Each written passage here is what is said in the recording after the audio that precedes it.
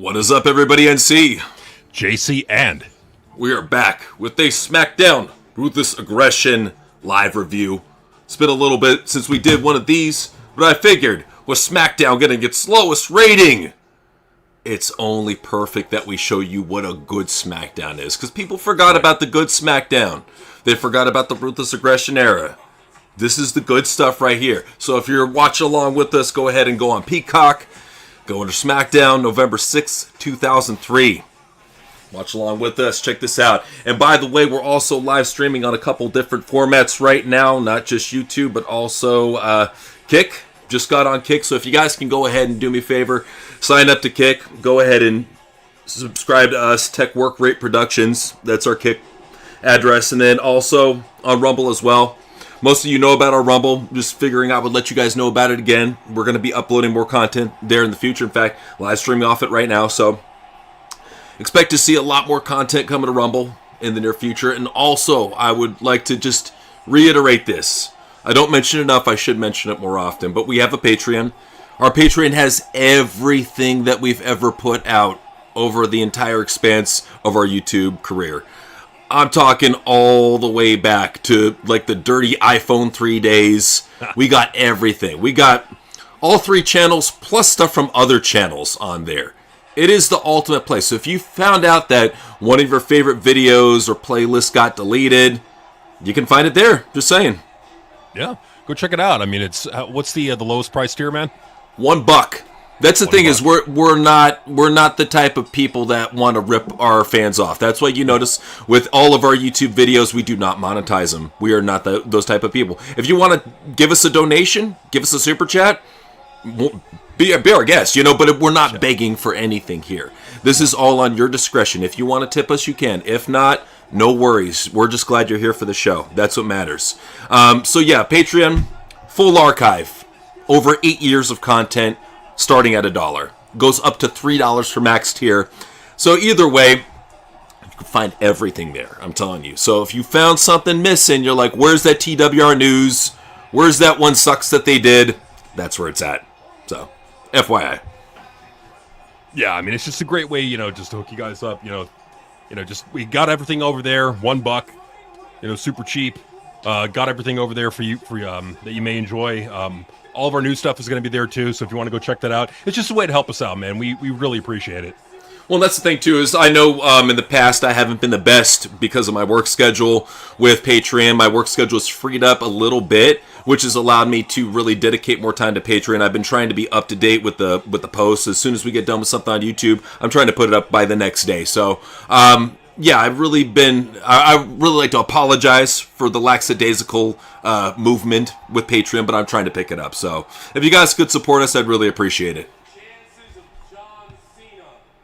Absolutely, man. All right, so right now we're starting the show out with John Cena cutting a promo on Rey Mysterio. He's Nice. Dr. Thugonomics.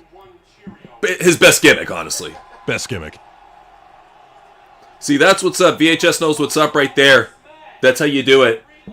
What you do is you start on one stream, get a fan following, and then you diversify and go to other places. That's how you do it. Absolutely, man. Absolutely. And it's just a way that we're just trying to branch out.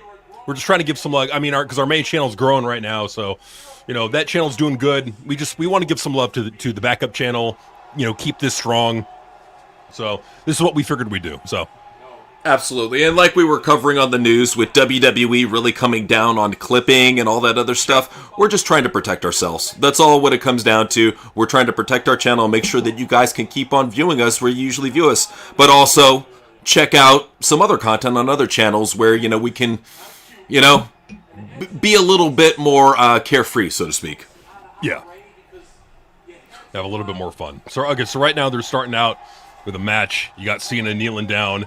Oh man, that's a good troll. I gotta fast forward a little bit, so it looks like you got to the point where they're fighting right now. So it's Rey Mysterio Jr. versus John Cena. John's like, you can't see me. Rey punches him in the head. He don't care. He don't care. So, do you want to talk about what the big elephant in the room? You want to talk about that big ass elephant? So what do you want to talk about? I want to talk about Cody Rhodes getting 933,000 viewers. Now, see, that's the thing, is like a lot of people say, you know what, too many people focus on Triple H and not enough people focus on Cody Rhodes when something like this happens. You're right. I'll give you that. At the same time, we're the type of people, we focus on both. It's a combination. When you have Road Dogg leading the show, when you have Triple H being the filter, and you have Cody Rhodes as the top guy, that tells you all what you need to know right there and then. I mean, and I'm sure a lot of fools out there are going to be like, Triple H wasn't even at SmackDown, that's why the number's so low. You're going to hear shit like that. You're going to hear shit like that from these people. They're going to say, oh, well, what about Halloween? Oh, yeah. You really think that there's a bunch of 50-year-old fat neckbeards going out trick-or-treating? No! It's little kids, and little kids don't watch wrestling. No, they really don't. And that's the thing, too, is like, I would also add on there, too, the whole Cody Rhodes thing, him being the face of the company, holding the top title, being, the main guy over on the SmackDown brand. For all the merch that he allegedly sells, and as big of a star as he is, what is he really providing as champion? Nothing. Well, this is a situation where Triple H has doubled down on an experiment that has consistently failed him since pretty much the start of SmackDown on USA. We called it from the very get-go when SmackDown went back on USA. We're like, this is a desperation move. When you get kicked off of Fox, you get kicked off at, NBC, you get kicked off of even X. Forget about that with Speed. Look at all the shows that have been canceled within the past year and a half, and nobody's talking about it. No one's talking about it. And I would even add in, like, we know that when SmackDown debuted when it went back to USA Network last year, it had over 1.7 million viewers. Which is jack shit. Which is jack shit. But it was right around there, about 1.7 to 1.8. It was right around there. It's now under a million. You know what I love? They've lost over 700,000 viewers in a year. You know what I love about Cody's little nickname, the quarterback? You're right. You get exactly a quarter of the ratings that Roman did. With a quarter of the talent. If he's a quarterback, he's Dylan Gabriel. He's nothing special. He sucks. He ain't drawing shit. He ain't doing nothing. I mean, I understand that there are Cody defenders out there. I understand that, there are even Cody defenders out there that, that hate Triple H like we do, and rightly so. But they'll defend Cody Rhodes. I'm sorry. When Cody Rhodes is on your show and it gets under 1 million viewers, that's not a good thing. That's a very bad thing. Well, Cody Rhodes, you should know, just real quick, you should not be getting record low ratings with Cody Rhodes as your top guy. The huge problem is they have him as the top guy. I don't have any problem with Cody Rhodes having a job in WWE and being a mid-carder, like holding the U.S. title, Intercontinental, whatever. I don't give a fuck. Have him lord over that shit like RVD did with the TV title. I don't give a fuck. But when you put him at the top and have him clog up the top and have people who are credible, like Drew McIntyre, be his bitch over and over and over again, I mean, it's at the point where he's actively Triple H is ruining other wrestlers by trying to make Cody Rhodes look good. Look at how many bodies, top-level bodies that could have been world champion, have fell to this fucking dork. I'm done with it. Oh, no, I'm too. It's ridiculous. Like, what is the payoff? Why is it worth it to have a top guy that's no matter what you feel, he is stale objectively. You would not be getting under 1 million viewers if Cody was not stale. We are not wrong on that. And there's people out there who disagree with us, who know better. We're not wrong on that. The big problem I have to all the Cody defenders, how can you stick up for a guy who pretends to be Mr. John Cena super babyface and he can't win a match clean? What type of fucking babyface champion can't win a match clean, especially as champion? Do you know how much of a chicken shit heel that makes him look like? Get your shit together. He's not being booked right or written right. Either way, even if you're a Cody fan, you have to admit that he's not being utilized to his fullest. No, he's not. Even I, as someone who hates Cody Rhodes, and hate's a little strong. Let me take that back a little bit. Dislike. I'm not a fan. I'll put it that way. I'm not a fan of Cody Rhodes. I'm just not. I don't see the big hype. I don't see the big deal. I don't get why people are all jerking off like crazy about this guy. Like, what's so great about him? I don't know. I never really cared about the story. I've always seen him as a coattail wagger everywhere he's ever been, whether it be with the Young Bucks, whether it be with AEW, or whether it be with his father. It's all been coattail wagging. So the problem that I have with this is that he should not be the top guy if SmackDown is getting under 1 million. And I'll even add this in. So people want to make the excuse, oh, but it was on Halloween. Okay. How low are the ratings going to get on the holidays when, like, we're getting towards Christmas time? How low are those ratings going to be? Are we talking all right, the 700,000? Thanksgiving football game, you fucking asshole. That's the problem. Is that a lot? We've seen this happen too many times where it hits the all-time low number, and then that all-time low number becomes the norm. How many people remember Smackdown hitting 1.8 million viewers a few years ago, and then that becoming the norm, and then it went even lower from there? Is that this number can become the norm on a good week if things don't turn around? That's the one thing, like, Russo, he mirrors a lot of what we say, and I'm sure a lot more people are realizing that too. But we said something like that too. I'm glad to see that Russo is reflecting that. You know, he's got a little bit of a bigger fan base. That's a good thing, you know? I used to get pissed off about that type of shit. Now I consider it a compliment. So, well, he's Vince Russo. I mean, he wrote for the Attitude Era. He's well known, and I mean, he's been on TV, been the WCW World Heavyweight Champion. So he's well known by the wrestling industry and has been for at least over 20 years. I would just say, like, it's a good thing if you got people as big as him agreeing with us and saying what we're saying. That's just getting the message out there to a bigger and bigger audience. So it's propagating it. So that's a good thing, right? So we need to keep this up. The one thing that I'll say, and I think I'm even hearing him agree now, is, you know, Triple H, by him putting himself on all the commercials, all the podcasts, everywhere, he makes himself the number one guy to blame for everything and the number one guy you replace when things go wrong. Like, you live by the sword, you die by the sword. You want to be the face of the company? Okay. Well, when the company starts going down, out you go. well, that's the problem, is that he doesn't realize that in him trying to be the biggest superstar on the face of WWE and this vain act of insecurity, what he's doing in turn is he's putting a big-ass fucking bullseye on his head, which is not the thing you need to do. What you're letting everybody know is you're the new Vince McMahon. So when you're the new Vince McMahon, everybody's going to look at you for fixing the problem. Right. And when you don't fix the problem, they're going to get mad. Because don't get me wrong, for a while there, they were waiting for those good pay-per-views. Oh, did you see what happened at the pay-per-view? Banger, banger, banger. Those compliments are getting few and far between with each PLE that passes, because people are realizing that it's not just Cody Rhodes. It's not just Triple H's run. It's also TKO, who is poisoning the well for everybody. There's so many combined factors that are going into why nobody is watching pro wrestling right now, or why people are tuning out at such a rapid pace. We don't want this. We want, if anything, wrestling to be more popular than ever. I can see they're making some sort of moves. I mean, they took our advice and they're making Logan Paul at least a top contender for CM Punk and what looks to be the head of the division. Whatever. At least they're giving him a shot. I'm not going to be fucking pessimistic if they're fucking throwing him a bone. Look at LA Knight. They took him off TV because he held up a sign. Right. They did you see? I'm not sure if you heard. They replaced his videos with the Macho Man ones, so they won't even put him over anymore for Slim Jim. They're made sure to erase his face off of Raw. For how long? I don't know, but that's kind of weird. No, it's just what desperate power. It's what desperate people do when they feel like they're losing power. Yeah, and by bullseye, what we mean like Triple H is making himself the number one guy to blame. Like, if he's going to make him like that. Oh no, of course. It's just with YouTube, we got to be just, they're fucking crazy. But what we mean is that Triple H is making himself the number one face to replace, and he's doing that on himself. Like, if he knew any better, if he had any common sense, just be a background player, be the guy that rules in the shadow. Oh, you would think so, hot man. But if you see their little post not too long ago, was it a couple weeks ago? That's why Cody is our champion. Right after WrestlePalooza, or. Well, yeah, right after that piece of shit show, that's what they tweeted. I bet you they're having buyer's remorse. Either that, or it's a huge fucking Cody mark heading up the account. I don't know. Could be. No, I mean, it very well could be. And the thing with this is that, I mean, 900,000 viewers in the grand scheme of things is still a very good number. The problem with it is that USA Network is paying a lot of money for a show that's lost almost 1 million viewers in a year. You know?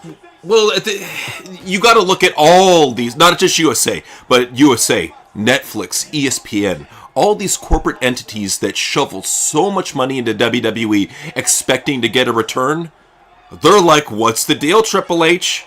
I think, honestly, Triple H has never had any more pressure on him than he has right now. And that's main reason why he hasn't been showing up, I think, backstage. Because that's a big thing. Is like, for a couple weeks now, he hasn't been showing up backstage at these shows. What's going on? He's saying that he's doing stuff politically with Donald Trump. What type of stuff could he be doing politically? Could this just be a front for TKO's pulling him aside, maybe putting him on suspension for the bad ratings? I don't know. I mean, it could be really anything for all we know. But what we do know for a fact is that the difference between the viewership of SmackDown and Dynamite is getting closer and closer. That gulf is narrowing.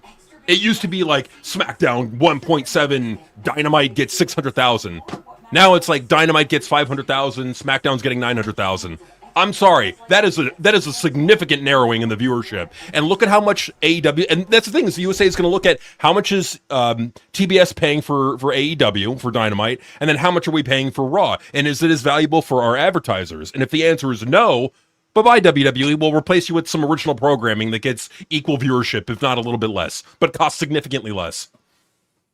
Well, the most frustrating thing is that people don't realize that you being able to watch pro wrestling on a big cable streaming network, like, I'm sorry, like anything where it's like 1 to 10, and like on a big network, that's coming to an end. If you're going to watch it from now on, you're going to have to watch it on Netflix or something like that, Peacock. The days of watching it on cable TV are over. The days of having cable advertising revenue are over. They're over. Look at what's going on with TBS. Look at the buyout going on right now with WB. Look at what's going on with the failed ratings over on Netflix, over on USA. This is an epidemic on all sides, and that's why we try to say, for all these people that see, AEW getting shitty ratings, 220,000 or whatever, suck it, Tony, but your favorite company isn't doing much better. No. Fuck it, end the tribalism. If it's at a situation like this, end the fucking tribalism. Get rid of it. Well, and you're right about the whole like cable TV kind of dying off. I mean, the NFL knows this. They know this. And how do we know that they know this? They're branching their products out on more and more streaming services, seemingly almost every year now. Like I'm noticing more and more NFL games, like you have to go and sub to like Amazon Prime or Peacock or Netflix or wherever. And like I'm just noticing more and more of this. And so like as a little aside, like I feel that for TNA, and this is a complete aside, but for TNA, they would be smart if they went to Tubi. I get you want maybe like A&E would pay a little bit more, but in the long run, you could attract more customers with Tubi than you can with dying A&E. That's what I've heard. I've heard that right now Tubi is actually a strong front runner for that deal. Because let's face it, LFG was garbage. I really could not stand LFG. The biggest thing I hated about LFG is A&E has some of the strictest copyright I've ever seen. Like to the point that we couldn't even play like a 5-second video clip. With WWE, you could reverse it, play it. I mean, that's kind of different nowadays. But no, with A&E, they really did not want anybody publicizing that show or showing it off. This whole cracking down of, clips, whole cracking down of everything where people are trying to promote in the wrestling community, it's incredibly stupid. The fans are what's keeping wrestling alive right now, and you're going to pull the AEW card on them? What happened with Tony when he did that shit? What happened to his company? Turned into fucking TNA. That's what happened. The fans' backlash. I mean, like that's the problem. Is that, yeah, I mean, and like I get some fans are going to defend it and say Tony has a right to do it. Yeah, Tony has a right to do it. Triple H, WWE has a right to enforce their copyright. Of course they do. But they also will face the wrath of the fans, and as we're seeing it with Tony Khan. We've seen it for years with Tony Khan, and it's killing his company. Among other really bad creative decisions and roster decisions, that is not helping with the fans with positive perception of AEW. Likewise, same thing is happening with WWE with the ticket sale, the ticket prices, the stringent crackdowns that they're doing, taking fan sign away. Like if you're a Page fan, you have a sign at a show, you have some dorky producer come out and take the sign from you. These are all things that you do if you are very desperate or if you are so freaking delusional that you think that you're untouchable. Triple H, you ain't untouchable. Just because Nick Khan is the president, you're not untouchable. What happened to the cool Triple H, or at least the kind of cool Triple H? Remember back when we used to go to NXT house shows, you had your fat ass ESONO sign. I mean, they didn't confiscate it. They let us bring it in. That was back in the day when you could actually bring in signs. Nowadays, they're so stringent, so tough on everything. Just let fans be fans. When you tell fans how to react and they're the ones paying for the tickets and they're the ones attending your show, they're going to be like, fuck you. I'm going to go somewhere else. I'll find something else. Well, I mean, at the very least, what you don't want is to have like your fans be pissed off at the brand. That's what you don't want. You don't want, like, if you love going to a restaurant, you don't want to hate going there, right? Or if you're running a restaurant, you don't want your former patrons to hate it. and then to lose market share. So like I look at it like WWE they're making a lot of the similar mistakes that Tony Khan was making. I mean, not the ticket prices, but like a lot of the like how they treat the fans and how they treat some of the wrestlers. I mean, it's just there's a lot of things that they're doing that are making mistakes right now that are now coming around to bite them in the ass. And as we saw, so people are talking about the ratings. Let's talk about the attendance for the last SmackDown. I already got a short ready to go on Friday to show you guys. We're going to show it off. But I wanted to get back to your restaurant point. That's the thing, too, is if I go to a restaurant that has shitty customer service, I'm going to say to myself, and I'm sure most people are going to do this, too, fuck this fucking restaurant chain. If they're hiring pieces of shit like this, who knows? Maybe they got other pieces of shit at other restaurant chains. It's one of those things where it's like, you think I know it's biased, but you go to one chain and you're like, okay, shitty service, I'm not going to ever give, like, Chili's my business ever again. That's what you would think in your head. And that's how a lot of people are. They'll just go to Applebee's. They don't fucking care. Yeah. I mean, like, even for me with Burger King, it's like, I went to a Burger King near me, like, I had one bad Whopper, and I'm like, I don't ever want to eat there again. I don't care where the Burger King, like, I don't ever want to eat there again. So, like, that's the thing, is, like, don't piss off your fans and put a bad taste in their mouth so that they don't ever want your product again. Like, this is the problem, is that, like, Triple H thinks he's untouchable. No, you are not untouchable. Just because Nick Khan is your good old buddy, old pal, does not mean that you're not untouchable, or that you are untouchable. You're not. Well, the thing Triple H needs to realize is that the more he gets fan backlash, which is increasing, especially the fact if the big rumor that he's trying to put out there is that he's doing political shit with Donald Trump, that's going to make these leftist psycho fans that all you have left, by the way, because you cultivated them, that's going to make them absolutely hate you, loathe you, and hate all of your booking decisions, and put you under a microscope for everything. Not just us niche YouTubers. No, it's going to be the entire pro wrestling fan base that's coming down on you, because they realize at the end of the day how influential you are and what you're doing for not only all of wrestling, but WWE. You are fucking things up for everybody. Just step the fuck out of the picture. Let Shawn Michaels run the boat. Maybe Jeremy Barash too. And just take some time off. Go spend some time with your kids. Fuck off for a little bit. Please, like a year or two. It's a good idea, honestly. It really is. Go take a little sabbatical. Let Shawn Michaels or let Bruce Pritchard take it over. I mean, he's the next guy in line. Let him take it over. He's been creative for decades. He knows what he's doing. He's been in creative since the early '90s. He knows what he's doing. You're in decent, capable hands with Bruce Pritchard. Are they the best hands? No, but he's capable at the very least. Hey, they're hands that haven't been smashed by a hammer. They still work. Yeah, So they're good. Yeah, they still work. They're still good. But yeah, man, like and I'm not like, go look around. Go look at like all the other go look at all the other people in the YWC. Look at their channels. What are you noticing more and more? More and more Triple H hate. It's becoming more and more popular to hate on Triple H. We've been doing it for years because we have been telling it to you honestly. We're not just we're not just trendsetters, because we saw this shit years ago. We just had the balls to call it out. So I'm being sarcastic. No, I know. But what I'm saying is that, like, we at least had the balls and the honesty to tell it to you straight. There's so many you YWCers out there, in addition to being boring, they're not being honest with you. They're telling you what you think you want to hear. I'm going to tell you what I believe to be true. That's the difference. Is there ain't a fucking work with me. Or my brother. Well, they need to realize that a lot of these people who are so influential in the YouTube sphere and the podcasting sphere, they're grifters. They're fake. They don't truly believe what they say, and they're afraid to tell you the truth because they know that it will compromise some of their fan base. I say at this point, what do you got left to lose? I mean, especially with the fact that he's an open Trumper, bury him. I mean, I'm looking at you, JD. Fucking bury him. Everybody, even if you work with him, like, even if some, like, let's say, for example, Busted Open, they work with WWE, point out his faults. Raise your credibility. Make it so that people can look at you guys and be like, okay, these guys are legit. They got the veterans, they got the veteran knowledge, and now they're speaking the facts. People want facts more than anything nowadays. They don't want to be lied to. Stop being nice. Stop lying to them. Just stop, dude. Just be real. How, like, the whole thing with Triple H, everything we said came true. Yeah. You call us conspiracy theorists? No, this is facts. Because we were saying that the fans were going to turn on Triple H. We've been saying that for over 2 years now. Look what's happened. I never thought it would be to this extent, and it's only growing. Yeah, and I'm just so glad to see that even the British YouTubers, who were the biggest Triple H supporters of all time, what culture is turning against him? What is it? Cultaholic is turning against him. WrestleMania is turning against him.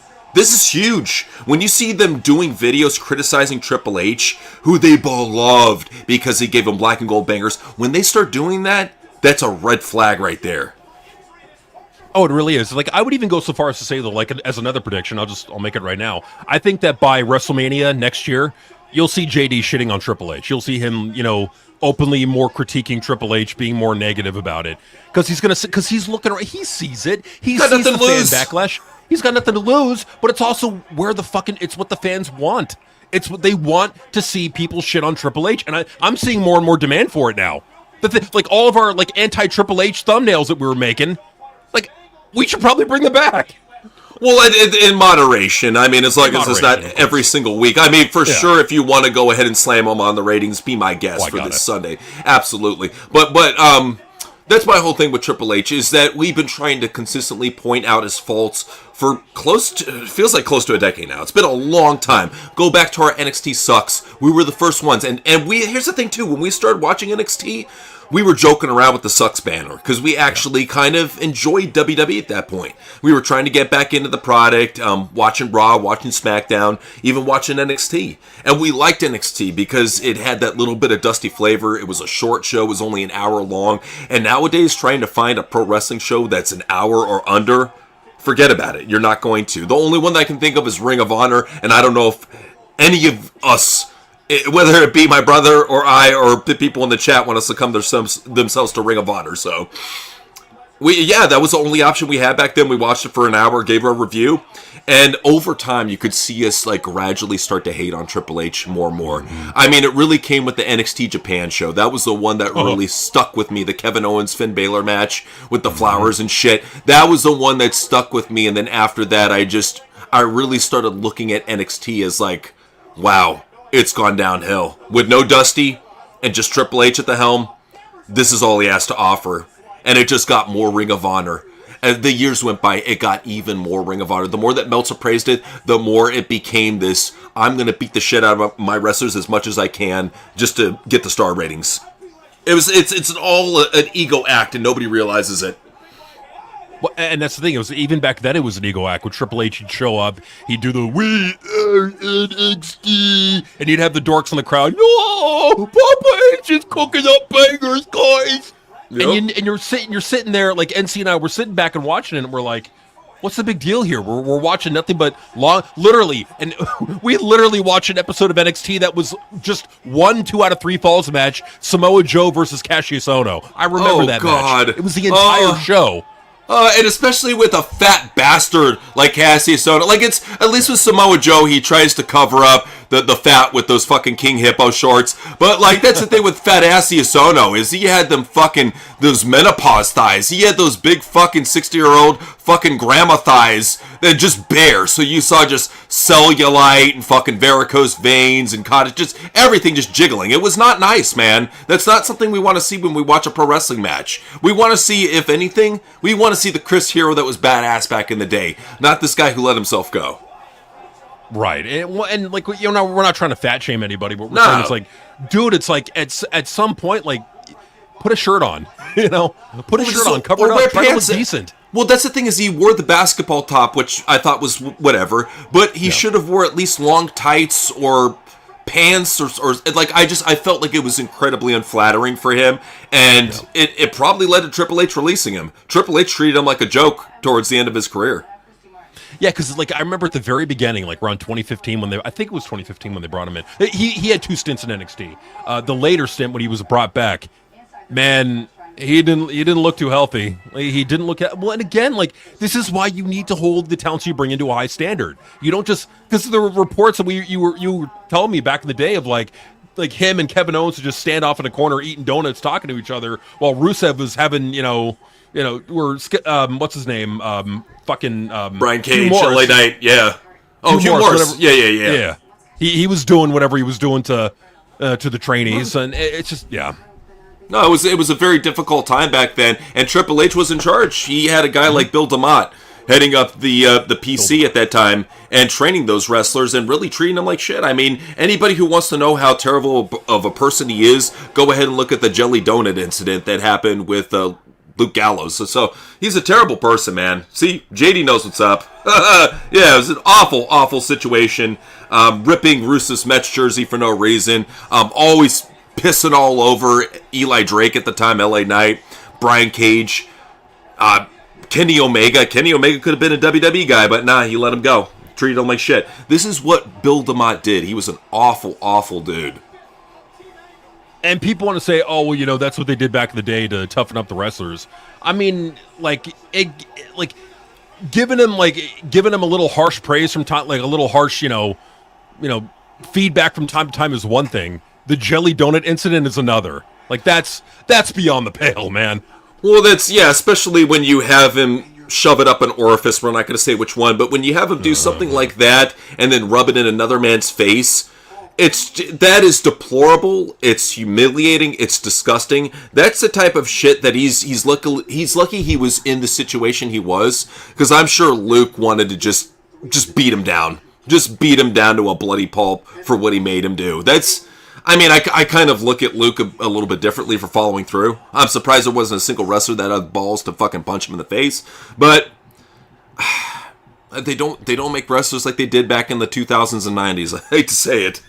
No, they don't. They really don't. I mean, it was a different time back then, and like the hazing rituals or what I would imagine were not that outrageous. But yeah, so they just showed Paul Heyman on screen. Dude, he looked so thin back then. Oh, man, yeah, that was back when he was just coming out of ECW, and it was because he was trying to lose weight, he was trying to look good for those LA TV executives and whatnot, and he got hired right after there, was part of the creative team, on-screen manager as well. He's always been an asset to WWE, that's something that I can say. I think Paul would still be beneficial to the company even when management change. I think he's just doing what he can to keep his job and be influential. He's a smart guy. He knows what to say and when to say it. That's probably the highest praise I've given to Paul Heyman in a long time, but he's a very intelligent dude, and we don't give him enough credit for that. Oh, no, he absolutely is intelligent. I mean, if I ever, or if my brother ever insinuated that he's dumb, like we were clearly joking. No, Paul Heyman's a very, very, very smart guy. And quite frankly, like even as marky as he's become lately, he'd be better than Triple H. No doubt in my mind. The thing with Paul Heyman is at least he has at one time proved himself to be an entertaining writer and entertaining creator. Yeah. Triple H has never shown me on his own that he can be an entertaining writer or creator. I gave everything. That's the thing that pissed me off about my brother and I, is we gave so much credit to Triple H at the beginning of NXT. We were like, dude, look at what he's doing. He's amazing. He could do a great job on the main roster. We were fucking just glazing this dude. And then we came to realize that, once Dusty died, it went downhill. Dusty was the one who we should have been praising. 1,000%. I mean, Dusty really was, and that's the thing. It's like that's what I hate so much about Triple H and the hype that he gets is Dusty did not get the credit that he deserved for the job that he did back then. It all went to Triple H, and even JD constantly defending Triple H never gave Dusty the credit that he deserved back then. Never. And it's disgusting, honestly, for JD, who wants to act like he knows so much about wrestling. Give credit where it's deserved. Give credit where it's deserved. Well, that's the thing too about Dusty Rhodes, is a lot of people forgot that he booked for NWA, he booked for WCW. So to have an established booker with a great creative mind like that heading up NXT, we were grateful to just have him as long as we did. At least in that meantime, he was able to make a few stars and give a few gimmicks. Unfortunately, all those gimmicks that he ever made were completely ruined by Triple H. So, thanks, Dusty. I'm glad you're at least remembered in our hearts as a fantastic booker. Yeah, and he absolutely. I mean, to us, he was a fantastic booker who really knew the business. I mean, yeah, and it's true. Regal did get more credit than Dusty. because he was an on-screen figure, or it was an on-screen GM. So it's like it's just a lot of marks not knowing what was really going on and going with the narrative because it feels good to them, because it validates what they believe even though it's wrong. So. Well, here's what really frustrates me, too, is because we were around when they were totally loving the namer of names. Yeah. If anything, they should have been hating William Regal because he was the talent scout that was bringing in all these cheap-ass, low-budget indie work rate midgets. He was the one filling up the roster with all these people who are fucking no-draws. And this comes as a guy who was a William Regal fan growing up. And don't get me wrong, very charismatic GM. But he's the one who brought in, he was the talent scout. He was the Jim Ross for Triple H who brought in all these awful talents who we have clogging up Raw and SmackDown right now. Thank him. Like Ilya Dragunov and Tyler Bate and Pete Dunne. Oh, yep. God. All him. It's all him. Hey, as an aside, they just showed you know what they're showing now? And I like it. For this time of year, Christmas commercials. Oh, it's about time, man. It's about time. And I like it how they go, and this kind of sucks because I like Thanksgiving, but I like it how they completely go as soon as Halloween is over, right to Christmas. Just boom, just I love it. Which makes sense from a marketing perspective, is because that's when you're going to be selling, you know, the most stuff is Black Friday and Christmas. Like, so that makes sense. But like, come on, give us a little bit of Thanksgiving.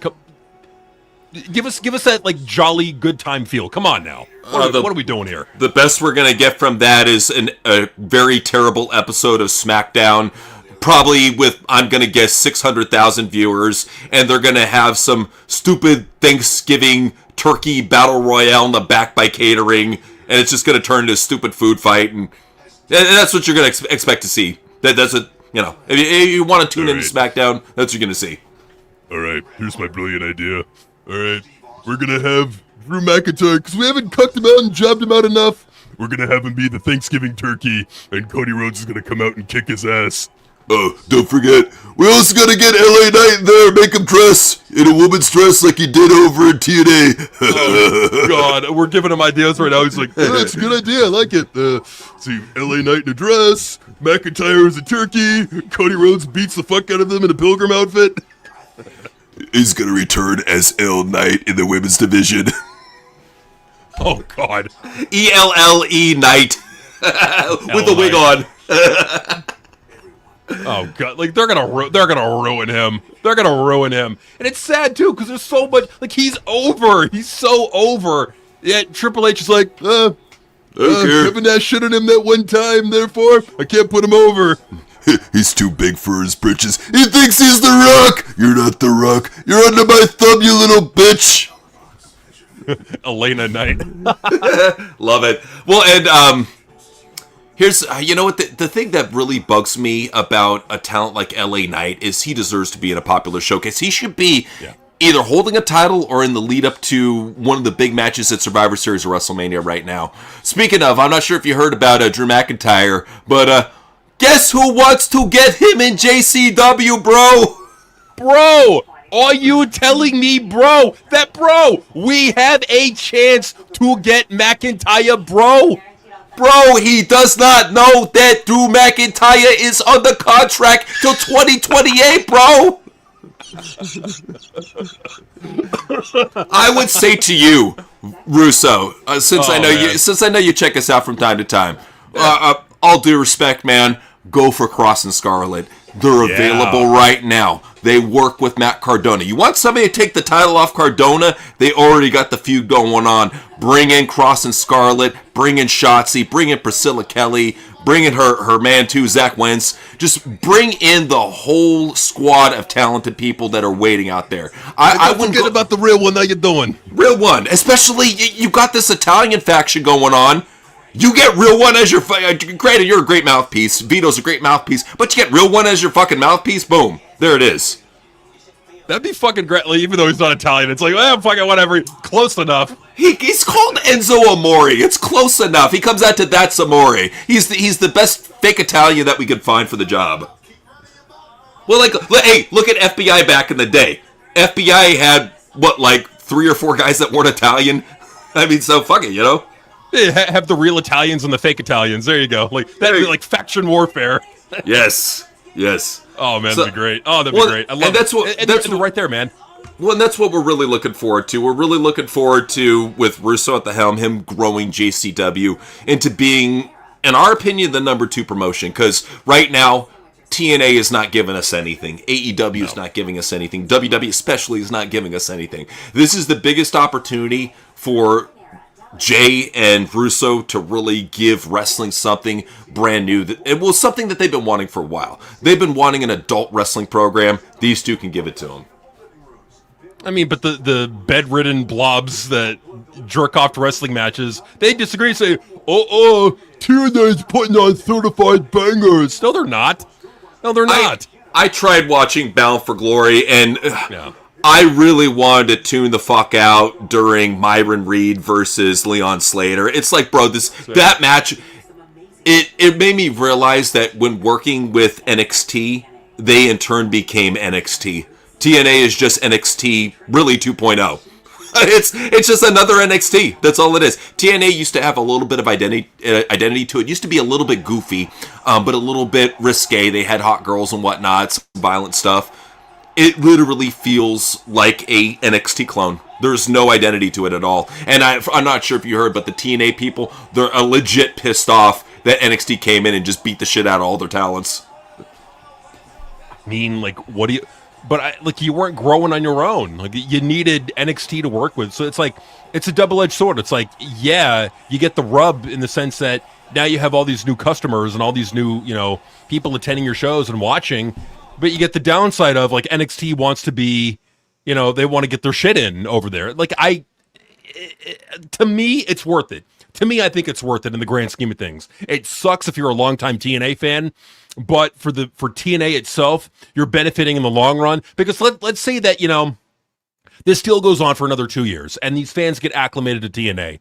And then whatever happens, the partnership falls through, maybe Vince buys back WWE and the TNA partnership is terminated. Okay, well now you have all these fans that were once just NXT fans now acclimated to your product, watching religiously. So, I mean, that's a positive.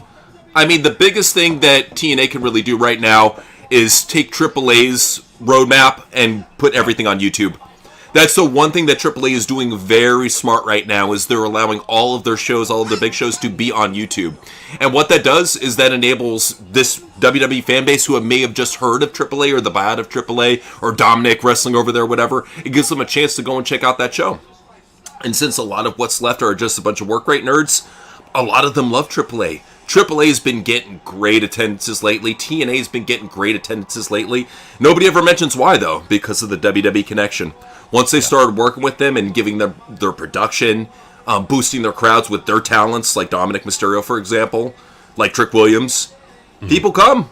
They're going to come and check out the show. So that's the one thing that you're absolutely right, that they're benefiting from right now, more than anything, is, while they're just becoming just mirror clones of WWE, whether it be NXT or main roster, just Mexican, doesn't matter. They're gaining from it. So, more power to them, I guess. Well, I mean, like you really look at who's gaining more out of the relationship. Is NXT noticing a growth in their attendance with the TNA deal? Not really. Viewership growth? Not really. It's the other way around. It's TNA. Yeah, TNA and AAA are really prospering right now, getting big attendances. I want to say AAA's last show had almost 20,000 people, so good for them. I can't hate. Maurice was saying Cody should have never won at WrestleMania 40. Agreed. That's what we were saying, too, is that in an alternate universe where he didn't win, you might have seen the ratings at least stabilize to about 3 million. I don't think they would have dropped dramatically to where they are right now, especially if you had Roman at the top and you played him off as this dominant champion. Because that's the thing, is people, they want to see dominant champions, but they want to have dominant champions that they're actually fans of. Cody Rhodes didn't have enough fan upswell to make him the guy. Roman did. John Cena did. Brock Lesnar did. Randy Orton did. Hell, even Drew's getting a nice, decent fan following. LA Knight's getting a nice following right now. These are guys who could have had a title shot, could have had a reign. But no, we have to have Cody having this dominant reign that it's just a blockade. Nobody gets forward. Everybody just becomes a upper mid-carder. Losing to Cody. It's sad. Yep, and that's the problem, is that he is now the new John Cena, although the John Cena that draws significantly less than the actual John Cena did Yeah, it's like it's Triple H's lame ass version of having his own version of a John Cena, and it just ain't working. It's not.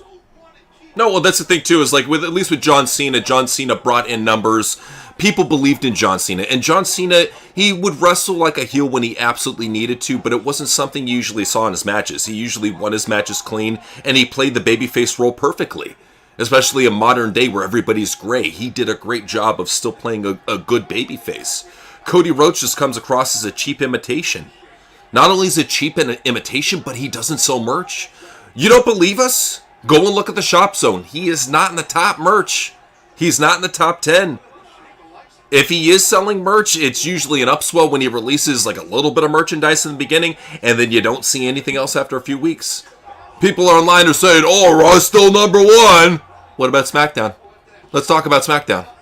What do we want to talk about? Let's talk about SmackDown's rating. That's what I want to talk about. Right, and that's the problem. Is like again, like even if you want to make the argument, like I'm looking right now to see if he is in the top 10, and no, I'm not. I'm looking at the top 10 selling. I'm looking at the top selling T-shirts on WWE Shop right now, and you have a clearance one, the Cody Rhodes versus John Cena WrestleMania thing, $14 clearance. Huh. Nothing else. Walmart prices. Walmart prices. Yeah, I'm looking. So let me go to the very top. Let me just double check. Okay. What we have right here is we have the John Cena shirts, greatest North American all ego. Wow, Ethan. Why is Ethan? NXT last night, or I don't know. That's what I'm guessing. Ethan Page, CM Punk, RKO, everybody, best in the world. It looks like a Wyatt Six, Wizard of Oz kind of graphic there. Tiffany Stratton team shirt, CM Punk shirt, Penta shirt, Jey Uso Yeetin' Ain't Easy shirt, Run That Ish Back. I guess it's a Jey Uso shirt. AJ Lee shirt, Braun Breaker shirt, La Primera, Stephanie Vaquer shirt, John Cena Hustle Loyalty Respect, Blake Monroe purple shirt, Saturday Night Main Event shirt, LA Knight shirt, Austin 316, Roman Reigns, Yeet, Yadamin. I guess that's Jacob Fatu. Yeah, I'm looking for the top merch sellers right now, and Cody Rhodes ain't there. Oh yeah, what's up with that Weta Power or whatever Damian Priest is trying to come up with? It's like, bro, it's not working. No. Weta Power.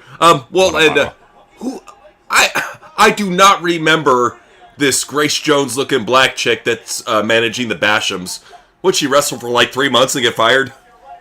Yeah, like she looks like a mix between like Jacqueline and Lash Legend. I can see that. Maybe a little Bianca thrown in there.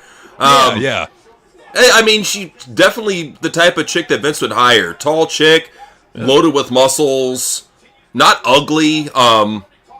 I mean, she still looks like a woman, at least. Like, if you saw, like, a snapshot of her, like, if she sent you a selfie just from the neck up, you'd be like, okay, she's just some, like, regular office chick. And then you see the muscles, and you're like, damn, this chick probably steps on dudes' balls for a living. Well, but she's not, like hideously, like, roided up. She just looks like a muscle, like an athletic chick. Like a Bianca. She looks like Jade Cargill if she didn't lift for, like, 3 months. Yeah. Yeah, there you go. I think that's a good comparison. Yeah, so I don't remember her though. Shaniqua, former Tough Enough champion. Thank you, High Pot. There you go. I do not. Shaniqua. I mean, but how?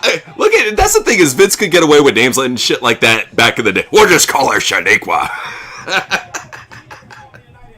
The kids will love it. And yeah, that's what we call a mean black chick nowadays is a Shaniqua. Go figure. Oh, Vince. Yeah. Oh, who knows? Maybe Triple H was getting his shit in back then. Who knows?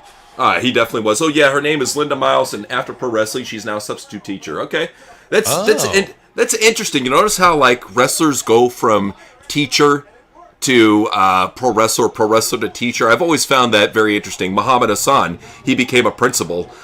Spike Dudley used to be a teacher, became a wrestler. Adam Page used to be a teacher. Yeah, Adam Page became a teacher, became a wrestler. What is up with that? Isn't that weird? I don't know why that is. Like, is it just they want the attention of like that a teacher would get? Like, I don't know what it is. Or they want to teach people maybe in pro wrestling, become a coach or something. I don't know. That's weird. Go do that. I mean, go be a wrestling coach. Yeah, it's something that always caught me. Yeah, George the Animal still. It always caught me off guard. Just how many of the crossover with that, you know. Oh yeah, because like you always like wonder why. Well, there you go. There you go. It's like I mean, well, I don't think it answers the why, but it answers the that it's happening. I guess. Like my brain's farting out right now. So. No, you're all good, bro. No, yeah. Matt Stryker made a great gimmick of it, and you know who actually made a good gimmick of it, and people forget about it, is Dean Douglas. I like the Dean Douglas character. I thought it was actually pretty good back in the day. It was all right. Yeah. Maven was a teacher. Okay, I did not know that. Interesting. Okay. So this is the only reason we're checking out this match right now is because they got Eddie Guerrero in it. I could give a fuck less about the Bashams, but anytime you got Eddie Guerrero, you're going to see something cool. And one thing I liked about this show, they started it out with a promo in a match, but it was a good promo in a match. Thugonomics Cena versus Rey Mysterio. We don't get shit like that anymore. We're lucky if we get any sort of good promo before they throw us in with some random Nathan Frazier versus Dragon Lee. Nobody wants to see that shit. No, like you got to put some effort into the show, and they don't put the effort in like they used to. Clearly. Nope. Oh, damn it, Shaniqua, she had to get involved. Oh, he just poked her in the eye. Sick. Cool. All right. Eddie's about to go for the 5-star frog splash. Put the icing on the cake. Ah, damn it. Damn you, Shaniqua. He's got her cat of nine tails and he's whipping her. So is that the gimmick? Is like she's supposed to be like the dominatrix that beats the shit out of the Bashams? I think so. So Eddie's whipping them. Okay. Hey, if anything, they got to bring her back for a feud with Rhea Ripley. Show her who the real dominatrix is. Yes. It's like, you may think you're the real dominatrix.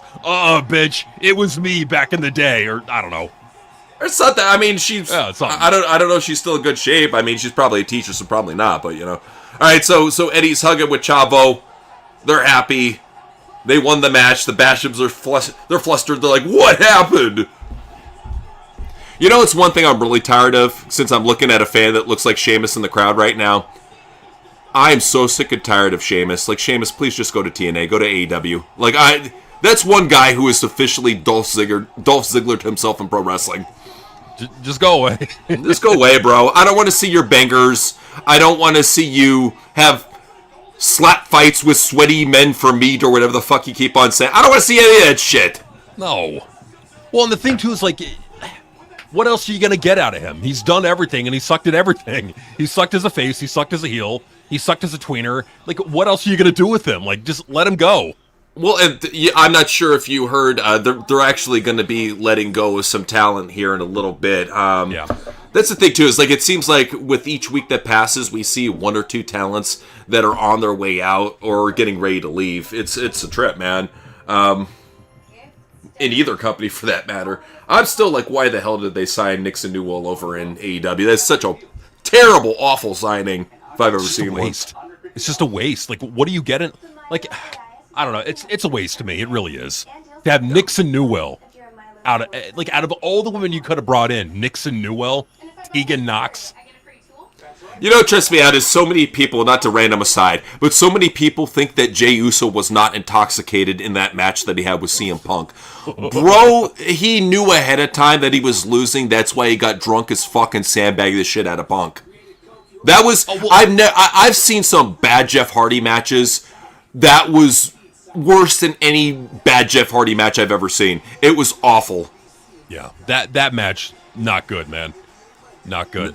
No. Hey, I got a little aside, and I want What's your... up? So, like, we're talking about, like, AI and Christmas commercials going on. Sure. Like, I gotta say, I'm cool with it if it looks good. Well, my thing with Coke is now this is the second year in a row that they've done the AI commercial.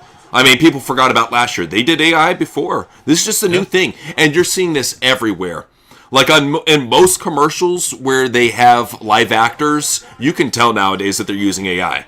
I think AI is going to put a lot of people first out of work in the commercial industry, and then once they can get to long-form AI where they can just really generate it easily, that's when it's going to start putting actors out of work. That's the thing that they have good going right now is AI cannot generate proficiently for a long period of time. It could do like maybe a good 30-second to a minute generation, but a full fucking movie flawlessly, no, you're going to see shit get fucked up.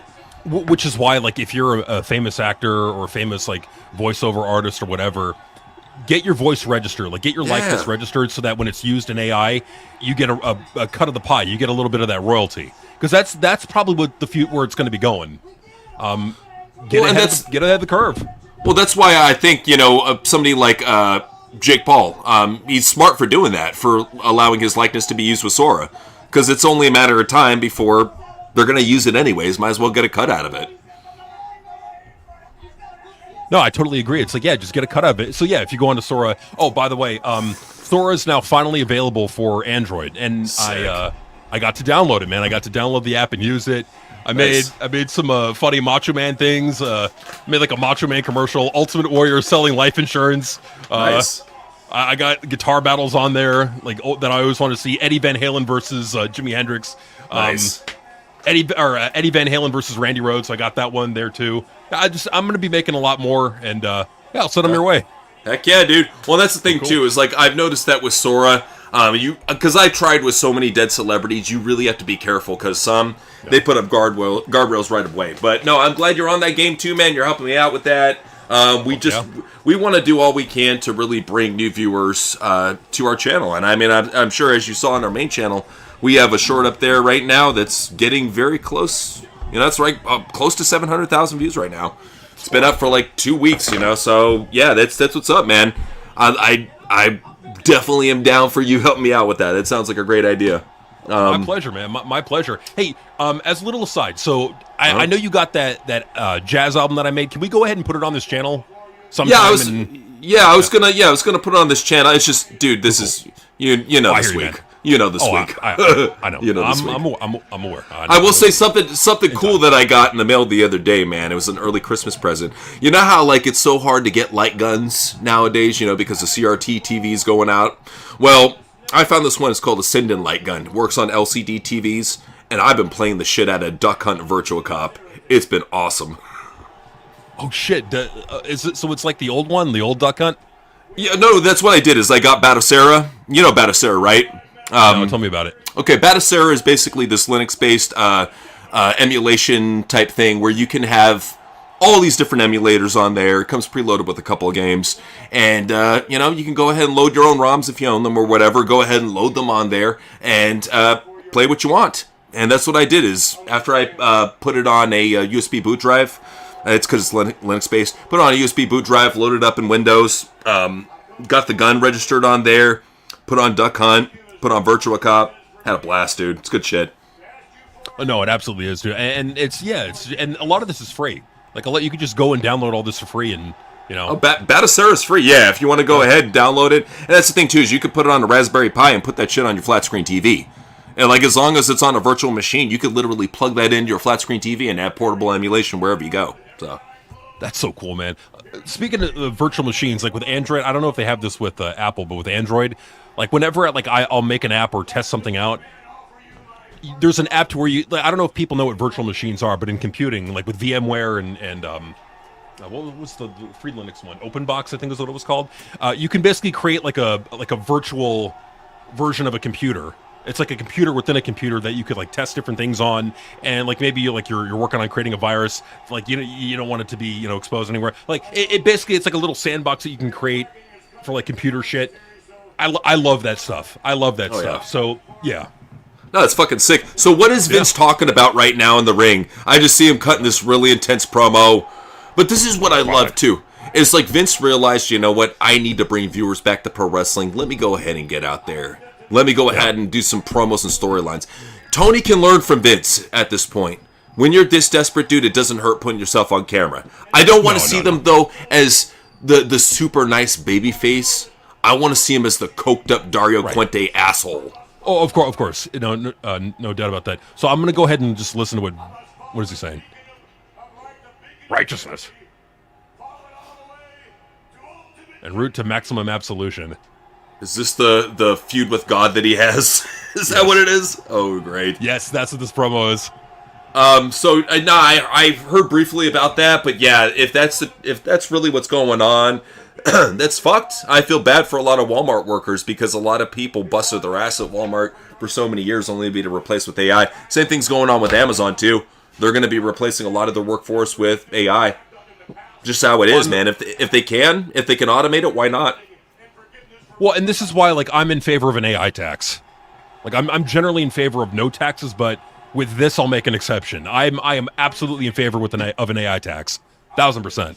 Fuck yeah, man. That's what's up. Yeah. So we'll see what happens there. Gio was saying, thoughts on 2012 WWE. Last year, in my opinion, when WWE somewhat tried. Since then, it's been downhill, even worse. Honestly, I was not watching in 2012, man. I went on this point with pro wrestling, I want to say after 07 or 08, where I did not watch for a little bit, man. I want to say I came back around 14, around 15. So, if I'm watching 2012 WWE, I'm catching back up on it because I never really was a fan of it. And people, like, they'll come up and be like, did you see that shit in 2012 or 2013? I'm like, nah, dude. I was just watching UFC then. I didn't care about pro wrestling. Well, I'll tell you, like, for me, I was watching back then, like, the Summer of Punk and all that. I will say that the storylines, the acting, the effort in the shows was a lot better than what it is now. Like, no doubt in my mind. In fact, go back and watch. Like even 2011, 2012, 2013. Go watch how the storylines, how they were doing things. Like, I remember the CM Punk, you can even wear my blazer. Like when all the wrestlers walk out and do the strike. The strike. Yeah, because I believe I think there's like a Hollywood strike going on, like a Writers Guild strike. Yeah, that's what it was. So it was Sheamus, John Cena, and CM Punk, and it was great. And then, like, to see those three work together, man. And that was one of the ones we actually reviewed, too. Yeah, to see them work like that, that's what's up right there. So, yeah, it was fun, man. Emma Garza said, what they should do with Liv when she comes back. I think the best thing you could do with Liv is to really make her the top heel. Because they're so stuck on making Rhea Ripley a babyface, and they'll never make her a heel like she should be. So, I say if that's the case, Liv can play the heel. She can play either, but fuck it. Let her play the heel. Let her come back as the big heel. Let her get that hate for WrestleMania. Have her win the Rumble. Build that heat up. People want to see Liv versus Rhea again. Have it be in a cell. Let's get this hated feud finalized with Liv Morgan going over Rhea Ripley and winning a title. I agree with all that. But, like, as you're saying, I'm thinking to myself, it's like, I wonder how you would feel about this. Like, do you think just bringing her back is enough? Like, what else do you think they should do with her, like, storyline-wise? Okay, well, so that's just to get her in wrestling. If we're talking about storyline-wise, we got to do something that will basically, especially if she's being a bad guy, she has to fuck with Rhea Ripley. She has to do mind games. And I think that's how they should bring it back, is they should have Rhea Ripley throughout the weeks before Liv officially comes back. They should have shit like Rhea Ripley's locker room getting fucking thrashed, her items going missing, little weird messages for her, and the people over the weeks are thinking, who the fuck keeps on doing this? And then finally, as we get ready for a big pay-per-view, 2 weeks till it, Liv comes back, and she just unveils herself as the person who's been doing all this shit to Rhea to really get in her head and get back for what she did with Dom. And she wants to let her know, Dom's mine, don't ever come near him ever again. Something like that, basically a whole revenge type storyline. Yeah, I'm liking that. Okay. I'm liking it.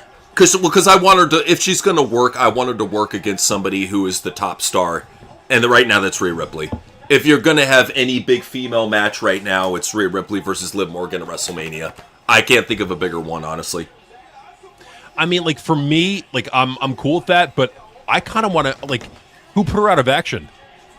If I can remember correctly, it was like some sort of tag team match where she fucked up her shoulder.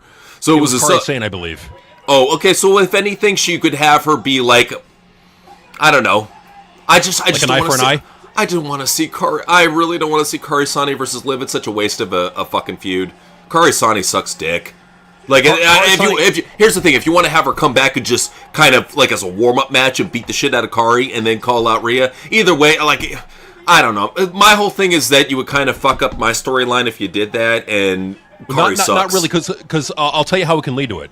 Okay. Start it out, like, have Rhea align with Asuka, like have them form kind of a friendship in the time that Liv is off, and then when Liv comes back, she immediately wants to go after Kari for putting her out, because she's like, have her go out, cut a promo. You're a reckless bitch. You put me out of action. You almost cost me my career. And have her go after there, and have her align with Roxanne, go after them, and then they then attack Asuka. Then Rhea then gets involved, and now you get the reckless bitch. Yeah, the reckless bitch shit would not fly in modern WWE. If they loosen up on the writing standards and then being able to call out injuries, cool. But they're not.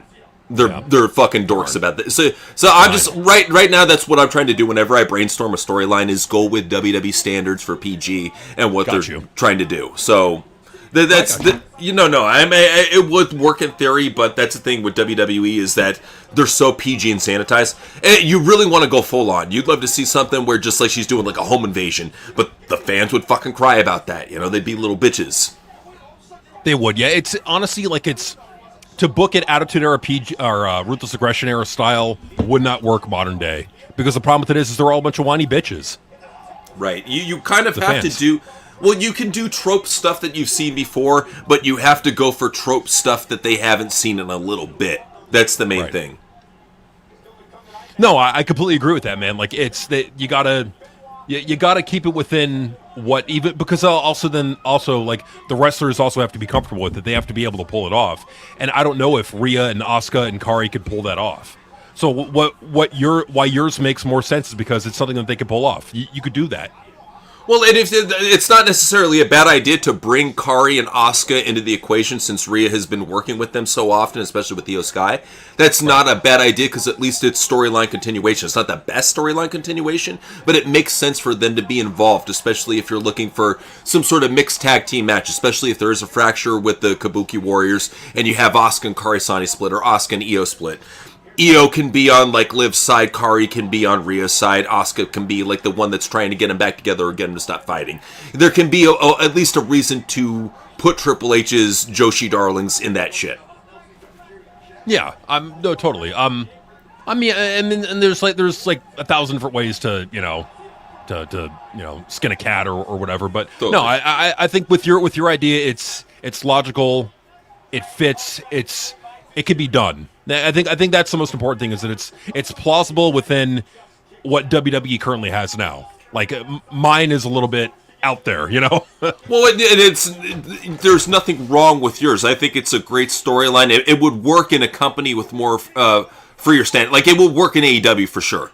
It's just WWE is so corporate and sanitized that you need to kind of just go with the guidelines on that. And that's just unfortunately how it is. As long as TKO owns that shit, it's not going to change really until Vince gets it. So, speaking of... No. Vince McMahon battling God in 2006 Blasphemous, I hated it. I was not a big fan of it. I would rather see him fight his family than see him fight God. And that fictional match that he had was just so stupid, involving Shawn Michaels, especially when he's, trying to become a born-again Christian. It was a lot of messed up stuff. So... that's the part of Vince McMahon we try to ignore, is the fact that he's just a gigantic Satanist. Like, unbelievably huge Satanist. Talented, though. How do you think I got where I was? You think I was just a squeaky choir boy? No, I had to do some things, some very dark and evil, regrettable things, but you do what you gotta do. Well, that's what he did. That's what really pisses me off, is that you have dumbasses online believing that just because... Adolf Hitler took down a couple Masonic lodges over in Germany, that he was anti-Freemason. This dude was a part of several secret societies over in Bavaria. And you really got to think about it. How did a guy who's a lowly painter from Austria go to being a guy who's on the front cover of Time magazine and a leader of one of the most hugest and nostalgic regimes of all time? To the point that people still use the term Nazi. Like, that doesn't happen by accident. To get that type of notoriety, you have to sell your soul. You have to be a part of a secret sect. And it was proven, too. This is the thing that frustrates me. They keep on trying to make him out to be a Catholic or a Christian. Dude, he got with some of the biggest esoteric minds in Eastern Europe. Whether it be psychics, whether it be witches, warlocks, he didn't care. If you could tap into the dead, if you could tap into demons, you were his buddy. And people forget about this shit. Look at Himmler, Goebbels. Look at the fucked up shit that they did. These two birds of a feather flock together. What, he was the lone Christian and everybody else was an occultist in his back? No. Come on, dude. Well, I mean, he certainly didn't enforce it. I mean, his whatever Christian values he had, which he didn't. Heinrich Himmler was actually the one who brought the idea of like the SS logo, the double bolts. That comes from ancient Nordic runes. So no, it's the Nazis are deeply rooted in esoteric occult symbology. Like you really look at that regime, that's what you'll see. One more name real quick. Dr. Green, Joseph Menegle, who worked with Disney back in the 70s for CIA mind control and implored, this is the thing he did, he put satanic techniques, triggers, all sorts of shit into mind control. So, and to say that he didn't hire esoteric people, he didn't hire people who worship demons, he did, and he was one of them. Well, I mean, like early on, because people bring up like, what about his alliance with the Catholic Church? Like early on, it was a look into the Catholic Church. That's all I gotta say. Well, look into it, but like it was a convenient thing for him. It was like he was trying to. When the Nazis first came to power in they got elected in 1929. Hitler was appointed chancellor January 30th, 1933, and then from there. It took time for the Nazis to get the power within their country that they had. It wasn't like overnight. It took time. It wasn't until Kristallnacht until they really clamped down on the Jews like they really wanted to. They had to get that acquiescence from the public. And that's the thing too, is like they acted like this shit happened overnight. They acted like he had been building this movement for a while. No, he got power really quickly, super quickly. And anybody that gets power that quickly, you have to question. Well, so yeah, it's like I believe like it was he was appointed chancellor January 30th, 1933. He was the Führer by that time next year after Paul von Hindenburg died. After Paul von Hindenburg died, he just said, "Okay, well, I'm now the Führer. I'm the leader now. So I'm going to decide. There's going to be no court that can overrule me. No parliamentary member that can overrule me. No one can overrule me. I'm the ultimate decision maker." And it took over time, the public got more and more acquiesced to it until, he overreached. But even then, like, even when you study even like the official storyline, like they use occult symbology. That's not a conspiracy theory. That's a fact. So, and see? Yeah, okay, so I'm still here. I know you're good, man. All right, so now they're hyping up the match. Brock Lesnar, Kurt Angle versus Kurt Angle, Benoit versus Lesnar, Nathan Jones, Matt Morgan, A-Train on a 2-on-4 match. See, that's cool. Okay. Sorry, just caught me in the middle of this damn cough, dude. It's raining outside. It's got me sick, man, I'll tell you. Catman was saying, have you all seen the video where Russo tells us that we're going to see his first 9 JCW shows? I have not seen the video. I've just seen it covered online. That's what we're going to look forward to. That's the thing, though. Is like, have we already started seeing his writing, Catman? Brendan, have we? Because, I mean, is it starting when he debuts on November 30th? Maybe he's written episodes before that. I don't know. That's what I'm trying to get information of, but... I'm sorry, real quick. As far as what is in that video, if you want to link it, go ahead. I'd love to check it out, man. Is it the video from Hannibal, where he's being interviewed by? This is Hannibal from HannibalTV.com. He's cool, man. I love Hannibal. I like Hannibal, dude. He's a good dude. I'm joking around. Yeah. No, but in the interview, and it's a very good interview, and he's a good interviewer, no doubt about it. But in the interview, Russo does talk about what he's expecting to do. What he plans on doing is like a lot of like Me Too. Like apparently, there's going to be a whole Me Too thing going on within one of the storylines. There's going to be drug testing, things like. And I'm cool with it. But you got to do it a certain way. You got to do it right.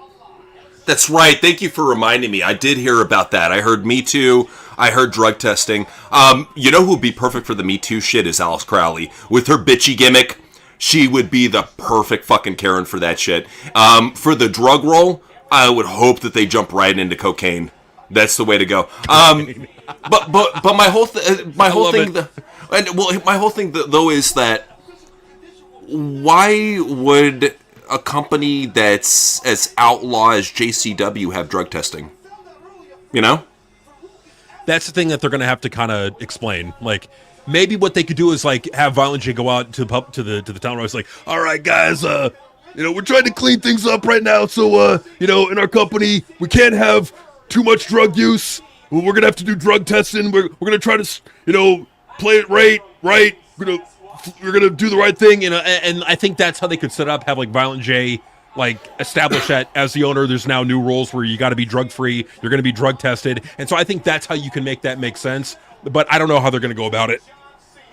I'm looking forward to Russo's creativity about how he's going to go about it. I'm not trying to criticize what he's doing at all. All I'm saying is that I from just an outside standpoint, I think it would be a hard plot device to try to enforce drug testing on such a small promotion. Nothing against it. It's very high production for how low profile it is, but it's still a small promotion. If they can make it work, more power to them. If this Me Too storyline works out, more power to them. More than anything, I want to believe in Vince Russo and Violent J more than anybody else right now. We here at TWRP, we're 100% behind them.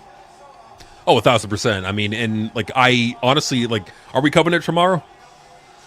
We can. Yes. Okay. Screw it. Let's do JCW tomorrow. Yeah. I was going to do that top 10 video. We'll get it to you guys eventually. And top 10 most misused WWE male wrestlers. We'll get it to you eventually. But you're right.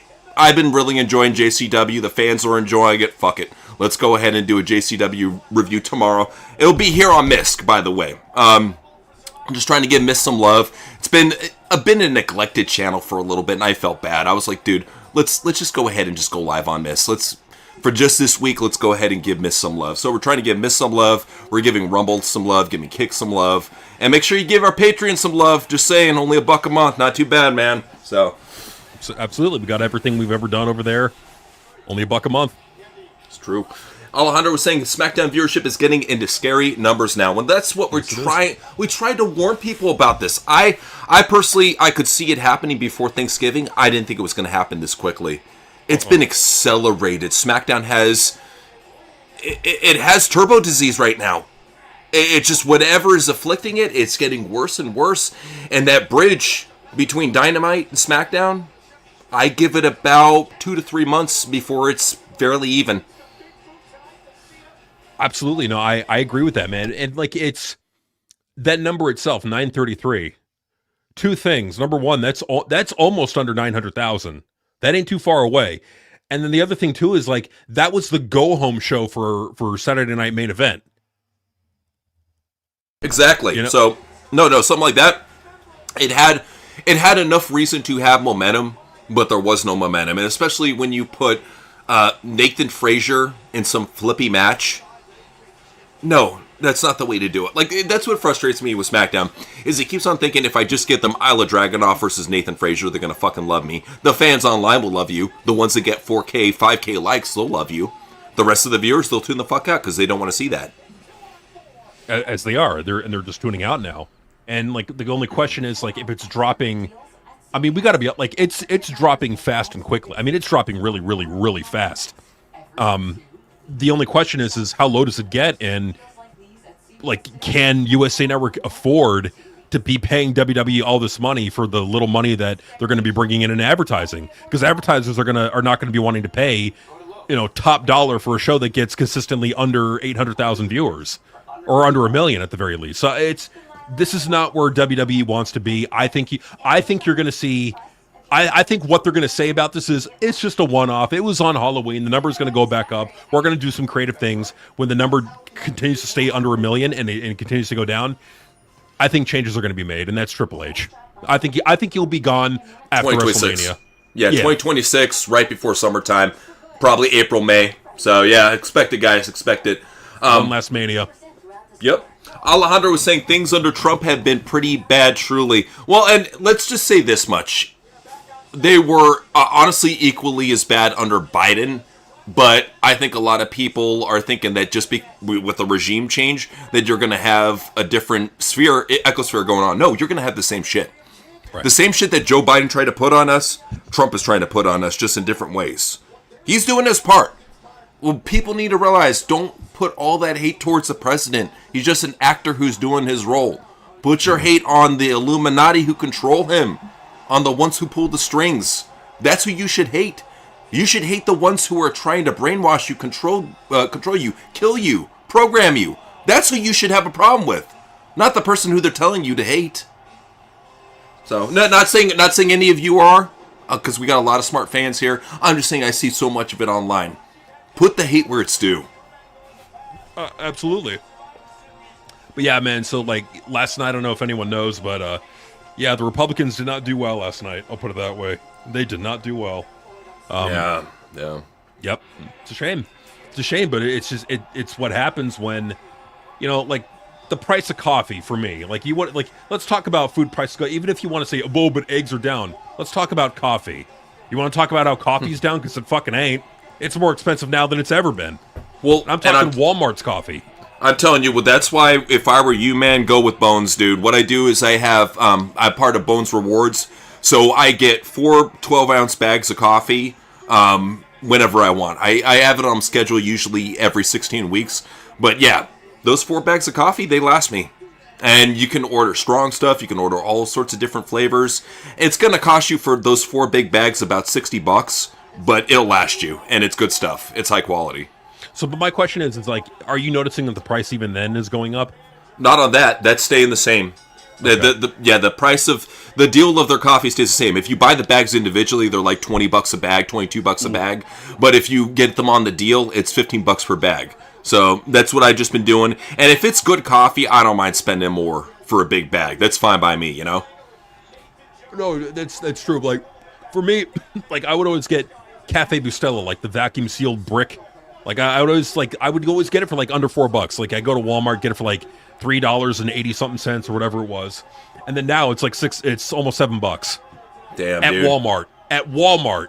I do Walmart. Yeah, it sucks, man. What they're doing. Helos was saying, "Hey guys, I'm not able to send super chats for some reason. I wanted to ask an impression. We're going to be working on something like that, where if people are having a hard time, asking for an impression or asking for a super chat or whatever through YouTube, we're going to have an option for that in the near future where you guys, regardless of any sort of stuff going on, you can get your stuff in. So I apologize for that, Helios. I don't know if it has to do with MISC or whatever, but yeah, we'll have something to fix that at pretty soon.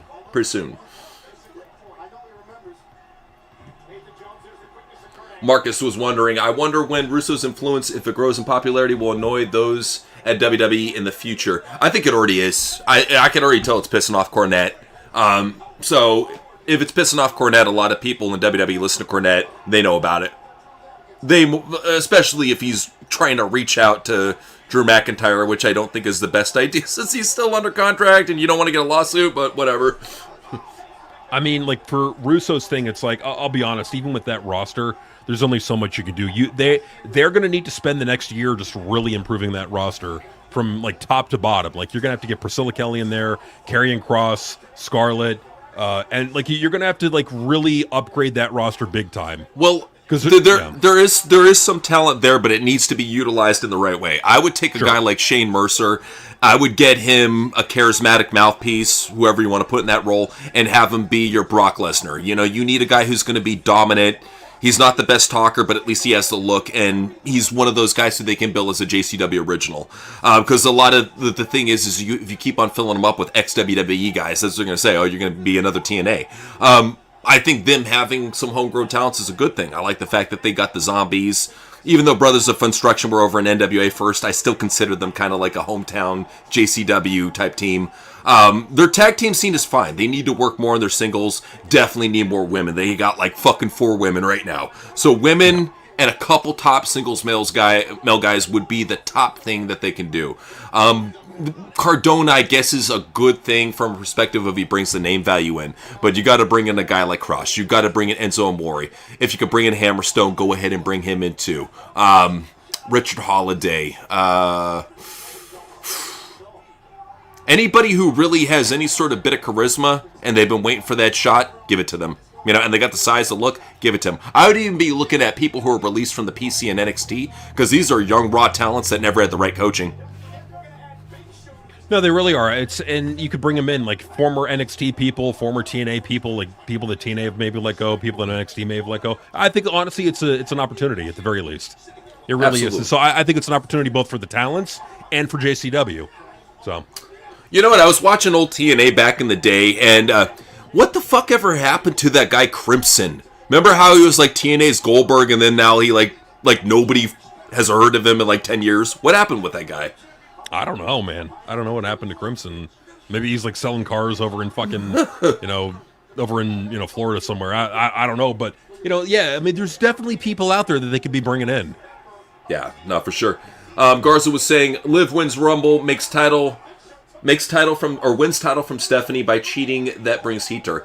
That would be a good way to go about it. I'd rather Rhea beat Stephanie in a hard fought match and Liv wins the title via dirty ways, because that would really bring the heel heat on her at WrestleMania if she has to cheat to kind of get that big win against Rhea. I don't know. I think that her beating Stephanie is not going to be enough. She needs to beat the beloved Rhea, who is more loved, in a very dirty fashion. And really costing her the Rumble. That would be another one, too, especially if she's in the Rumble. Or you know what? Have her not be medically cleared for the Rumble, and she gets pissed off, and she takes it out on Rhea Ripley and goes and eliminates her. Okay. There you go, man. Or, you know what you could do is, like, have her early on, like, eliminate, like, someone that you want, like, if we're going to start a feud with her, like, have, like, Liv Morgan come out before she's, coming out, like, have her, like, jump over the barricade and, like Rhea's, like, on the, like, over the rope, like, almost about to be knocked out. Liv grabs her by the ankles, pulls her out of the ring, and is the reason why she gets eliminated. She then hops back, runs to the back, and then, like, two or three spots later, she then comes out, I don't know, it's just something... No, that could work out. I mean, that's the thing, too, is, like, if you want continuation with Kabuki Warriors involved in that, it makes sense, especially with the rift going on. You can have one on one side, one on the other side, and Asuka's kind of like the special referee or whatever that's trying to keep the order, keep the peace, and reunite them for that matter. So I think that makes sense in that aspect. What was it? Somebody was asking, JT was asking, would my Prime Swordsman character work in JCW? Yes, because it's a character. That's the thing, is JCW thrives on character. Something that Triple H has even said, people don't care about characters anymore. They want serious wrestlers. No. That's why your show's getting 933 million, or 1,000, asshole. Because you believe in wrestlers, not in characters. JCW, that's what I love, though. It's one of its faults, though. Too much characters, not enough wrestling. So, you would fit in well there, bro. Oh, absolutely. It's... JCW, they got an opportunity. They have a big opportunity right now. They've got Vince Russo needs to deliver. Like, not to put too much pressure on him, but if you're going to hype it up this much, you got to deliver. You have to deliver a great product. If you're saying that it's the best product out there right now, then it's got to be. It's got to be exciting. It's got to be must see. It's got to be phenomenally well written. And that's what we want out of wrestling. We want to be captivated. We just, more than anything, we want to be entertained. And don't get me wrong, I'm a little bit biased because I'm a longtime Juggalo. First album was Riddlebox. So I've been listening to ICP for a very long time. Been a Vince Russo fan since the Attitude Era. So I'm very optimistic about this. And not only that, but I was watching JCW before Vince Russo got involved. We've been covering it for fucking over a year and a half now. So, yeah, it's nothing new. It's only sweetens the pot that Vince Russo is involved right now. So, more than anything, we just want to see him just bring his A-game, man. I know Vince Russo was saying, he didn't have a lot to do with Rocky Mountain when we were reviewing it. I want to see him. I want to see what he can really provide, man. If he can save pro wrestling, all of us want it. I mean, because that's what you'll see in our chats more than anything. If people talk about a writer who could come back to pro wrestling and actually save it, they talk about Vince Russo. He's the number one name that comes out of their mouth. Or from their keyboard, for that matter. Oh, absolutely. And I just think the biggest obstacle that they're going to have to overcome, and I mean no offense to JCW, but their roster needs a lot of improvement. Like, that's going to be, like, even, in my opinion, bigger than even the storytelling. You could do a lot with the storytelling, but with this roster, you got to make a lot of improvements. And they got the money to do it. And there's talents out there that they could bring in, so... Well, and that's the thing, too. It's like they have people that can cut promos. They have people that can act, so that's a good thing. That's definitely a good thing. But I would think, you got to thin out that roster a little bit. Maybe get rid of a couple tag teams. I mean, Club Soda, you don't have to keep those guys around. There's a little bit of charisma there, but nobody wants to see a super skinny guy with a really big fat guy in a tag team. Like, nobody wants to see that. Sorry, just get rid of it. Nobody Mickey wants Knuckles. to see... Yeah, no, Mickey Knuckles, if you want to make her like a manager or a valet, I'm cool with that because she's been around a long time. Same thing with Pondo, but nobody wants to see Madman Pondo and Mickey Knuckles. You could even see for the chance, man, getting Grandma and Grandpa chance. These guys are industry veterans. Don't embarrass them like that. Instead, have them, be managers, be valets. They're both good promos. Fuck it. Well, and then, like, I got another bone to pick too with like Jasmine Sinclair. Like, Jasmine Sinclair, I think is a great valet manager, but you got to give her like serious wrestlers that she could be the manager of. Not, Congo titties. Yeah, no, not Congo titties, not Mr. Happy. Mr. Happy. I know, but like it's you got to get away from the silliness. There's got to be some badassery going on. That's the most frustrating all thing. Be comedy. Is she used to be a promotion owner. She used to be involved with ECW. She's still in great shape. She should be with a guy who's just juiced to the nine. She should be with like a Shane Mercer. I would love it if she reformed the Monster Corporation with all legit juice heads. Like, get Shane Mercer in there, bring in Hammerstone, bring in another fucking Jack Dude, and just have like the Jack Dude faction. Or like if you were, no, I'm cool with that. Like I like that. Like, but if you like really wanted to like goof it up and bring back some people from the past, like in the Attitude Era, okay, have Jasmine Sinclair with her faction, bring back Val Venus with his like two like rival porn star factions. Like I know that wouldn't be bad. Yeah. I mean, well, here's the thing about Val is I don't know if he's still in great shape. Last time I saw him, he looked like shit. But if he had gotten into shape, I think that his ex-porn star / conspiracy theorist character would actually be pretty fun over in JCW. And then maybe you do like a fucking feud or a storyline with Cross, who's another conspiracy theorist. You could have some fun stuff going on there. Yeah, I mean, there's fun, and that's another thing too. Is like if you can't, like, it's got to be a mix of badass and fun and comedy. It can't all just be like all badass. Like, it can't just be like a one note promotion like an NXT where it's just pretty much just long, or really WWE or AEW where it's just mostly comedy. No, you've got to have variety on there. Well, one thing I can say is I think that their commentary team is stellar. For an indie, they got a great commentary team. SoCal Val, she's great, probably the best female commentator out there. Joe Dabrowski, amazing job. They know what they're doing, So, I think their commentary team is very underrated. They definitely need to work, though, on getting some good wrestlers in there. And don't go for, like, if you're getting big indie names like Effie and Joey Janela. Fuck that! No, get people who people actually want to see. Yeah, and they're out there. That's the thing, is that they are out there. And look, JCW is going to have a lot more attention on it going forward. They really are. And so if you're a wrestler out there who's been in WWE or you've been in TNA, you've been around for a bit, going to JCW is not a bad idea. Nah, especially I'm sure a lot of wrestlers are juggalos, so to actually work for Violent J, and from what I understand, he pays all his wrestlers. Never has a problem paying his wrestlers. It's like, JCW, you should be proud to work for a place like JCW. You hear me, Alice Crowley? You should be proud to work for a place like JCW. That's right. Stop your complaining. Just be happy to be there. Dude, if you go on her Twitter, she's a JCW, or she was the JCW Women's Champion, doesn't put them over at all, never retweets their shit, putting over some fucking shitty Japanese-fed TJPW.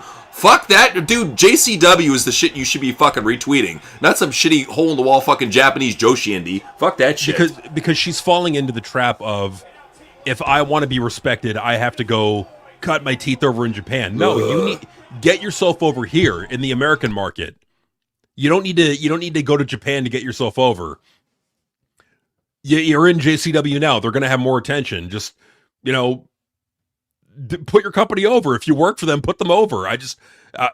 She's young and doesn't know any better. I think in the future she'll understand. So, for sure, we'll see what happens there. I mean, hopefully she gets better, man. I'm glad to see Haley J as the champion, though. She's definitely a plus for a company like that. No, absolutely. So that's a good thing. I do think they need getting a lot of the women from WoW. I think would be a really good move too. Like, if you need women, they're decent. OVW is another one. You know, OVW, don't get me wrong, they kind of remind me of what TNA was back in like 2015, with less of a talented roster. But I like what Al Snow is doing with the company, and I feel that there's a lot of good talents from OVW. You know, it's one company though that I'm not digging right now. I'm not sure if you've seen Memphis Wrestling come back, dude. Their top star is Vicky Guerrero. Let me say it like that. Right. Yeah, man. Yeah. So, yeah. I mean, like, honestly, now that I'm thinking about it, an OVW JCW crossover might not be the worst thing. Well, my whole thing with JCW is that's the problem with it right now. It's relying too much on crossovers. They just got done doing a whole crossover feud with GCW.